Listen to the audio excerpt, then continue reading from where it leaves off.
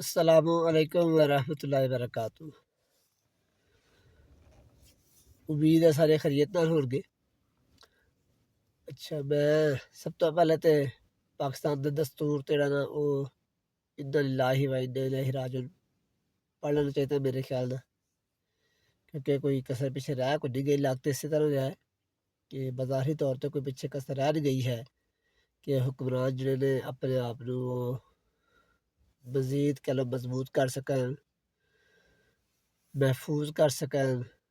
अपना मुस्तकबिल जेह्ड़ा ओह् रोशन कर सकन। ते पिच्छे कोई कसर छड्डी ते कोई नहीं है बज़ाहिरी तौर ते। हो सकदा हाले भी कोई चीज़ां होन, लेकिन फिलहाल जो नज़र आ रहा है,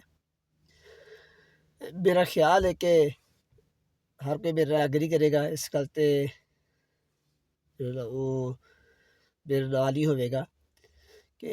इक आम जी गल्ल है। जनरल जी चलो सादा लफ्ज़ां च मिसाल दिन्ने आं कि ਜਦੋਂ कोई इंसान ठीक कम्म कर रहा होए ना, ਉਹ ਕੋਈ ਵੀ ਕੰਮ ਬੰਦਾ ਹੈ ਤੇ ਉਹ ਜਦੋਂ ਹੱਕ ਸੱਚ ਹੋਵੇ, ਇਨਸਾਫ ਕਰ ਰਿਹਾ ਹੋਵੇ, ਕਿਸੇ ਦਾ ਜ਼ੁਲਮ ਜ਼ਿਆਦਤੀ ਨਾ ਕਰ ਰਿਹਾ ਹੋਵੇ, ਤੇ ਉਹਨੂੰ ਫਿਰ ਕਿਸੇ ਤਰ੍ਹਾਂ ਖੌਫ ਨਹੀਂ ਹੁੰਦਾ ਹੈ। ਉਹ ਆਪਣੇ ਨਾਲ ਫਿਰ ਸਿਕਿਉਰਿਟੀ ਵੀ ਕੋਈ ਨਹੀਂ ਰੱਖਦਾ ਹੈ, ਠੀਕ ਹੈ, ਉਸ ਤਰ੍ਹਾਂ ਕਿ ਜਾਨ ਨੂੰ ਖਤਰੇ ਦੀ ਵਜ੍ਹਾ ਤੋਂ, ਠੀਕ ਹੈ। ਤੇ ਉਹ ਕੋਈ ਐਸੇ ਜਿਹੜੇ ਨਾ ਉਹ ਜਦੋਂ ਆਪ ਹਾਕਮ ਹੁੰਦਾ ਹੈ, ਕੋਈ ਇਸ ਤਰ੍ਹਾਂ ਦੇ ਕਾਨੂੰਨ ਵੀ ਨਹੀਂ ਬਣਾਉਂਦਾ ਹੈ ਕਿ ਜਿਹੜਾ ਉਹਨੂੰ ਵਾਧੂ ਹੋਵੇ ਕਿ ਜੀ ਯਾਰ ਇਹ ਵਾਧੂ ਮੈਨੂੰ ਫਾਇਦਾ ਦੇਣਗੇ, ਜੇ ਮੇਰੇ ਵਾਸਤੇ ਠੀਕ ਨੇ, ਠੀਕ ਹੈ। ਤੇ ਉਹ ਬੰਦਾ ਜਿਹੜਾ ਉਹ ਕਿਉਂਕਿ ਉਹਨੂੰ ਪਤਾ ਹੁੰਦਾ ਕਿ ਯਾਰ ਮੈਂ ਨਾ ਕਿਸੇ ਨਾਲ ਜ਼ਿਆਦਤੀ ਨਹੀਂ ਕੀਤੀ ਹੈ, ਉਹਦਾ ਜ਼ਮੀਰ ਮੁਤਮਿਨ ਹੁੰਦਾ, ਉਹਦਾ ਦਿਲ ਮੁਤਮਿਨ ਹੁੰਦਾ ਹੈ। ਉਹਨੂੰ ਪਤਾ ਹੁੰਦਾ ਕਿ ਮੈਂ ਕਿਸੇ ਦਾ ਜ਼ੁਲਮ, ਜ਼ਿਆਦਤੀ, ਜਬਰ, ਕਿਸੇ ਦਾ ਹੱਕ ਨਹੀਂ ਮਾਰਿਆ, ਠੀਕ ਹੈ, ਕਿਸੇ ਨਾਲ ਬੇਇਨਸਾਫੀ ਨਹੀਂ ਕੀਤੀ। ਮੈਂ ਜਿਹੜਾ ਹੱਕ ਸੱਚ ਦੇ ਨਾਲ ਰਿਹਾ, ਇਨਸਾਫ ਦਾ ਜਿਹੜਾ ਸਾਥ ਉਹ ਦਿੱਤਾ, ਜਾਂ ਇਨਸਾਫ ਦਾ ਤੁਸੀਂ ਜਿਹੜਾ ਅਲਮ ਹੈ ਉਹਨੂੰ ਥਾਮੀ ਰੱਖਿਆ ਹੈ, ਤੇ ਉਹਨੂੰ ਫਿਰ ਇਸ ਤਰ੍ਹਾਂ ਦੀ ਜ਼ਰੂਰਤ ਨਹੀਂ ਪੈਂਦੀ ਹੈ। ਹਾਂ, ਜਿਹੜਾ ਬੰਦਾ ਜਦੋਂ ਆਪ ਹਾਕਮੇ ਵਕਤ ਹੋਵੇ, ਠੀਕ ਹੈ, ਤੇ ਉਹ ਨਜਾਇਜ਼ ਕਬਜ਼ੇ ਵੀ ਕਰਦਾ ਹੋਵੇ, ਲੋਕਾਂ ਨਾਲ ਜ਼ੁਲਮ, ਜ਼ਿਆਦਤੀ, ਜ਼ਬਰਦਸਤੀ ਵੀ ਕਰਦਾ ਹੋਵੇ, ਹੱਕ ਵੀ ਮਾਰਦਾ ਹੋਵੇ, ਇਨਸਾਫ ਜਿਹੜਾ ਉਹ ਵੀ ਉਹਦੇ ਉਹ ਨਾ ਕਰ ਸਕਦਾ ਹੋਵੇ,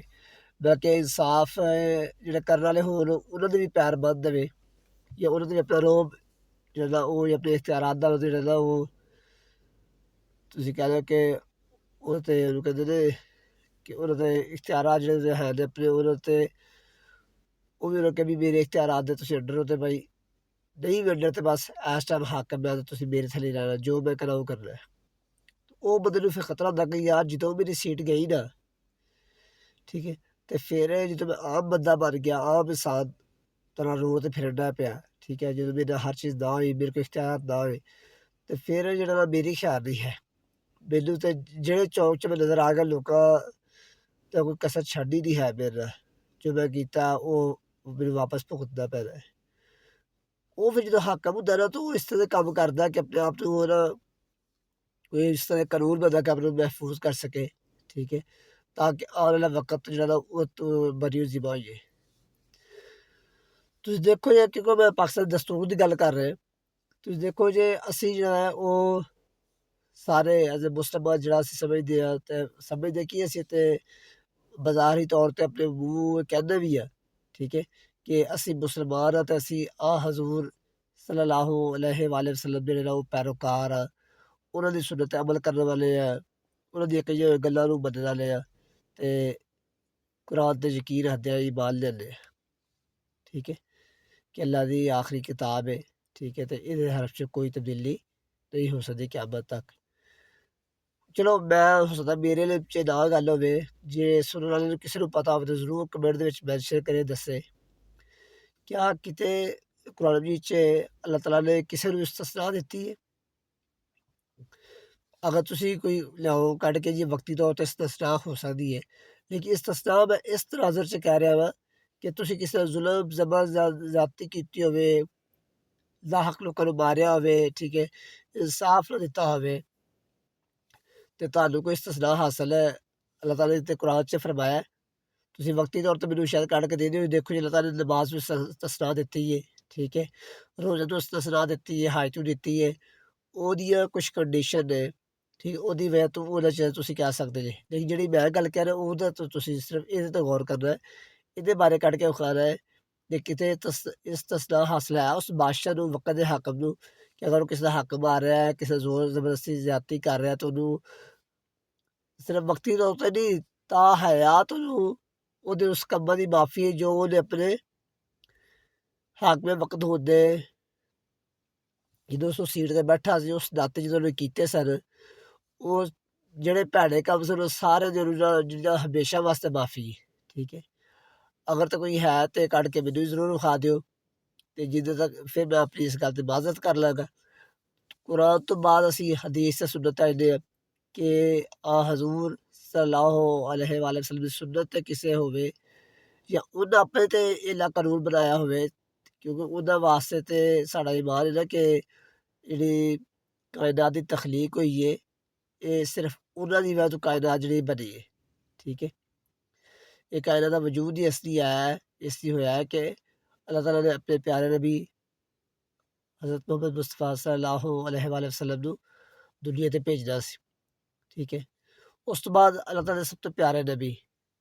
क्या ਉਹਨਾਂ ਆਪਣੇ ਵਾਸਤੇ ਜਾਂ ਅੱਲਾਹ ਤਾਲਾ ਨੇ ਉਹਨਾਂ ਨੂੰ ਕਿਤੇ ਛੂਟ ਦਿੱਤੀ ਹੈ ਜਾਂ ਉਹਨਾਂ ਆਪਣੇ ਵਾਸਤੇ ਕਾਨੂੰਨ ਬਣਾਇਆ ਹੋਇਆ ਜਿੰਨੀ ਦੇਰ ਬਾਦਸ਼ਾਹ ਰਹੇ ਨੇ, ਹਾਕਮ ਰਹੇ ਨੇ। ਠੀਕ ਹੈ, ਤੇ ਕਿਆ ਉਹਨਾਂ ਆਪਣੇ ਵਾਸਤੇ ਕਾਨੂੰਨ ਬਣਾਇਆ ਹੈ ਕਿ ਮੈਨੂੰ ਜਿਹੜਾ ਉਹ ਜਿਹੜਾ ਉਹ ਤਾਹਯਾਤ ਇਹਦੇ ਕੰਮਾਂ ਤੋਂ ਮਾਫੀ ਹੈ। ਮਤਲਬ ਕਿ ਨੌਜ਼ ਬਿल्ला ਮੈਂ ਨਹੀਂ ਕਹਿਣਾ ਚਾਹ ਰਿਹਾ ਕਿ ਖੁਦਾ ਨਾ ਖਾਸਤਾ ਕੋਈ ਗਲਤ ਗੱਲ ਕੀਤੀ ਹੈ, ਗਲਤ ਕੰਮ ਕੀਤਾ, ਇਹ ਹਰਗਿਜ਼ ਮਤਲਬ ਨਹੀਂ ਹੈ। ਠੀਕ ਹੈ, ਕਹਿਣ ਦਾ ਮਕਸਦ ਇਹ ਕਿਆ ਉਹਨਾਂ ਆਪਣੇ ਹਾਕਮ ਵਕਤ ਦੇ ਦੌਰ 'ਚ ਆਪਣੇ ਆਪ ਨੂੰ ਇਸਤਸਨਾ ਕਿਸੇ ਵੀ ਚੀਜ਼ ਤੋਂ ਦਿੱਤੀ ਸੀ ਜਾਂ ਆਪਣੇ ਸਹਾਬਾ ਕਰਾਮ ਰਜ਼ੀ ਤਾਲਾ ਅਨਹਾ ਨੂੰ ਜਾਂ ਆਪਣੇ ਖਾਨਦਾਨ ਦੇ ਲੋਕਾਂ ਨੂੰ। ਅਸੀਂ ਤਾਂ ਇਸ ਤੱਕ ਸੁਣਿਆ ਹੈ ਕਿ ਉਹਨਾਂ ਇੱਕ ਜਗ੍ਹਾ ਇਹ ਫਰਮਾਇਆ ਸੀ ਜਦੋਂ ਉਹਨਾਂ ਕਿਸੇ ਨੇ ਚੋਰੀ ਕੀਤੀ ਉਹਦੀ ਸਜ਼ਾ ਤੋਂ ਉਹਨਾਂ ਕਿਹਾ ਸੀ, ਫਰਮਾਇਆ ਕਿ ਅਗਰ ਇੱਥੇ ਮੇਰੀ ਬੇਟੀ, ਠੀਕ ਹੈ, ਫਾਤਮਾ ਦੀ ਤਰ੍ਹਾਂ ਵੀ ਚੋਰੀ ਕਰਦੀ ਤਾਂ ਉਹਦੀ ਸਜ਼ਾ ਵੀ ਇਹੀ ਹੁੰਦੀ ਕਿ ਉਹਦੇ ਹੱਥ ਕੱਢ ਦਿਓ। ਜਿਹੜੀ ਕਿ ਜਿਹੜੀ ਉਹਦੇ ਵਾਸਤੇ ਸਭ ਤੋਂ ਪਿਆਰੀ ਔਲਾਦ ਸੀ ਜਾਂ ਜਿਹਦੇ ਵਾਸਤੇ ਉਹ ਖੁਦ ਜਿਹੜੇ ਉੱਠ ਕੇ ਉਹਦੇ ਇਹਤਰਾਮ 'ਚ ਇੱਜ਼ਤ 'ਚ ਖੜੇ ਹੁੰਦੇ ਸਨ, ਉਹਨਾਂ ਵਾਸਤੇ ਉਹਨਾਂ ਇਹ ਅਲਫਾਜ਼ ਤੱਕ ਕਹੇ ਸਨ। ਇਹ ਤੋਂ ਇਹੀ ਸਾਬਤ ਹੁੰਦਾ ਹੈ ਕਿ ਕਿਸੇ ਵਾਸਤੇ ਵੀ ਕਿਸੇ ਵੀ ਕੰਮ ਦੀ ਛੂਟ ਨਹੀਂ ਹੈ ਕਿ ਅਗਰ ਉਹ ਗਲਤ ਕੰਮ ਕਰਦੇ ਤਾਂ ਉਹਦੀ ਛੂਟ ਹੈ ਉਹ, ਕਿਉਂਕਿ ਅੱਲਾਹ ਤਾਲਾ ਨੇ ਕੁਰਾਨ 'ਚ ਫਰਮਾਇਆ ਹੈ ਕਿ ਹੱਥ ਦੇ ਬਦਲੇ ਹੱਥ, ਕੰਨ ਦੇ ਬਦਲੇ ਕੰਨ, ਨੱਕ ਦੇ ਬਦਲੇ ਨੱਕ, ਜਾਨ ਦੇ ਬਦਲੇ ਜਾਨ। ਅਗਰ ਤੁਸੀਂ ਕਿਸੇ ਨੂੰ ਨਾ ਹੱਕ ਕਰਦੇ ਜੇ, ਕਤਲ ਕਰਦੇ ਹੋ ਜਾਂ ਉਹ ਕੋਈ ਜ਼ਬਰਦਸਤੀ ਕਰਦੇ ਜੇ, ਕੋਈ ਤੋਂ ਜ਼ੁਲਮ ਕਰਦੇ ਜੇ, ਤੇ ਉਹ ਬੰਦਾ ਤੁਹਾਨੂੰ ਮਾफ़ ਕਰਦਾ ਤਾਂ ਠੀਕ ਹੈ, ਫਿਰ ਅੱਲਾ ਮਾफ़ ਕਰ ਦੇਗਾ। ਲੇਕਿਨ ਅਗਰ ਬੰਦਾ ਮਾफ़ ਨਹੀਂ ਕਰਦਾ ਤਾਂ ਰੱਬ ਤੁਹਾਨੂੰ ਮਾफ़ ਨਹੀਂ ਕਰੇਗਾ। ਇਹਦਾ ਮਤਲਬ ਇਹ ਕਿ ਉਹਨੂੰ ਉਹ ਸਜ਼ਾ ਜਿਹੜੀ ਨਾ, ਜੇ ਅਗਰ ਬੰਦਾ ਮਾफ़ ਨਹੀਂ ਕਰਦਾ ਤਾਂ ਉਹਨੂੰ ਸਜ਼ਾ ਮਿਲਦੀ ਹੈ। ਠੀਕ ਹੈ, ਇਹ ਪਹਿਲੇ ਦੌਰ 'ਚ ਹੁੰਦਾ ਵੀ ਆਇਆ। ਠੀਕ ਹੈ, ਤੇ ਤੁਹਾਨੂੰ ਸਾਰਿਆਂ ਨੂੰ ਮੇਰੇ ਨਾਲੋਂ ਜ਼ਿਆਦਾ ਪਤਾ ਹੈ। ਇਹ ਸਾਰੀ ਗੱਲ ਕਰਨ ਦਾ ਮਕਸਦ ਇਹ ਸੀ, ਹੁਣ ਪਿੱਛੇ ਪਹਿਲੀ ਗੱਲ ਚੱਲ ਜਾਂਦੀ ਹੈ ਜਿੱਥੇ ਮੈਂ ਕਿਹਾ ਸੀ ਕਿ ਪਾਕਿਸਤਾਨ ਦਾ ਦਸਤੂਰ ਤੇ ਜਿਹੜਾ ਨਾ ਉਹ ਇੰਨਾ ਲਿਲਾਹੀ ਵਾ ਇੰਨਾ ਇਲੈहि ਰਾਜੂਨ ਪੜ੍ਹ ਦੇਣਾ ਚਾਹੀਦਾ ਹੈ। ਠੀਕ ਹੈ, ਇਹ ਸਾਰੀ ਗੱਲ ਹੁਣ ਉਹਦੇ ਨਾਲ ਕਨੈਕਟ ਹੋ ਰਹੀ ਹੈ ਕਿ ਕਿਉਂ ਮੈਂ ਆਖਿਆ, ਕਿਉਂਕਿ ਇਸ ਟਾਈਮ ਜਿਹੜੇ ਸਾਡੇ ਵਕਤ ਦੇ ਹਾਕਮ ਨੇ, ਇਹ ਜਿਹੜਾ 27ਵੀਂ ਤਰਮੀਮ ਦਾ ਰੌਲਾ ਪਿਆ ਹੈ, ਤੁਸੀਂ ਦੇਖੋ ਇਹਦੇ ਵਿੱਚ ਵਾਸਤੇ ਕੁਛ ਇੱਕ ਵੀ ਐਸਾ ਹੈ ਜਿਸ 'ਚ ਆਵਾਮ ਨੂੰ ਫਾਇਦਾ ਹੈ। ਆਵਾਮ ਤੇ ਵਿਚਾਰੀ ਉੱਥੇ ਦੀ ਉੱਥੇ ਹੀ ਖੜੀ ਹੈ। ਠੀਕ ਹੈ, ਹਰ ਜਗ੍ਹਾ ਜਿਹੜਾ ਫਾਇਦਾ ਉਹਨੇ ਆਪਣੇ ਆਪ ਨੂੰ ਬਚਾਇਆ ਹੈ, ਆਪਣੇ ਆਪ ਨੂੰ ਮਜ਼ਬੂਤ ਕੀਤਾ, ਆਪਣੇ ਆਪ ਨੂੰ ਮਹਿਫੂਜ਼ ਕੀਤਾ ਹੈ। ਠੀਕ ਹੈ, ਹੋਰ ਪਬਲਿਕ ਵਾਸਤੇ ਕੁਛ ਵੀ ਨਹੀਂ ਹੈ।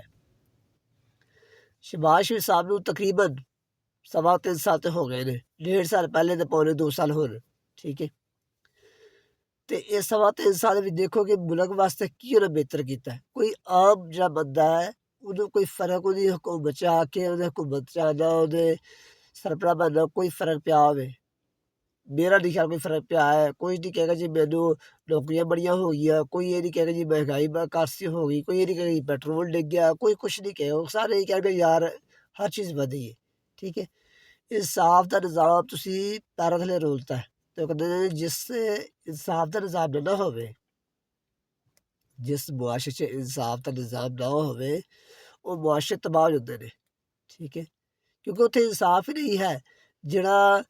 ताकतवर है ओह जिस तरह मर्ज़ी जुल्म करे, ओनूं पता कि भई मैं जो मर्ज़ी करां ये जेह्ड़ा माड़ा बंदा इहदी कोई नहीं सुनी जानी है। ओह मुआशरा तबाह हो गया ना। हर कोई कहेगा ठीक है यार,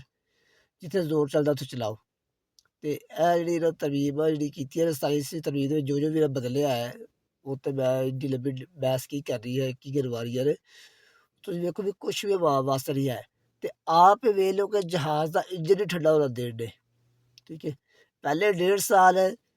ਬਿਲਾਵਲ ਜ਼ਰਦਾਰੀ ਸਾਹਿਬ ਜਿਹੜਾ ਉਹਨਾਂ ਨੇ ਇੰਜਨ ਠੰਡਾ ਹੋ ਦਿੱਤਾ ਠੀਕ ਹੈ ਵਜ਼ੀਰ ਖਾਰਜਾ ਸਾਹਿਬ ਤੋਂ ਉਹਨੇ ਦੇ ਕਦੀ ਇੱਧਰ ਦੌਰਾ ਕਦੀ ਇੱਧਰ ਉਹਨੇ ਇਹੀ ਕੰਮ ਸ਼ੁਰੂ ਕੀਤਾ ਉਹਨੇ ਕਿਹਾ ਜੀ ਮੈਂ ਜਿਹੜੇ ਦੁਨੀਆ ਦੇ ਮੁਲਕ ਰਹਿ ਗਏ ਨੇ ਨਾ